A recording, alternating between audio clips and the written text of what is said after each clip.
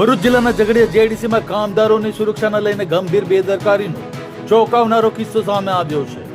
આરતી કંપનીના કોન્ટ્રાક્ટ હેઠળ કામ કરતા અંદાજે 30 મજૂરોને લઈ જતો ટેમ્પો અચાનક પલટી જતા ઘટના સ્થળે હાહાકાર મચી ગયો હતો।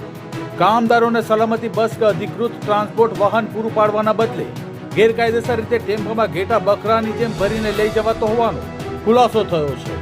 ઉદ્યોગોમાં માનવ જીવ કરતા નજીવો નફો ફાયદાને વધુ મહત્વ અપાયું હોવાનું આ ઘટના પરથી સ્પષ્ટ થઈ રહ્યું છે।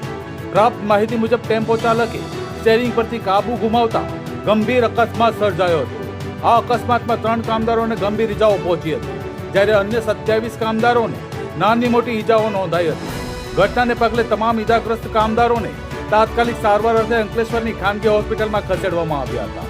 હવે સૌથી મોટો સવાલ એ છે કે કામદારોની સુરક્ષાની જવાબદારી કોની? કોન્ટ્રાક્ટર, કંપની મેનેજમેન્ટ કે પછી તંત્રની? આ ગંભીર બેદરકારી બદલ જવાબદારો સામે કડક કાર્યવાહી થશે કે પછી હંમેશાની જેમ મામલો દબાવી દેવામાં આવશે?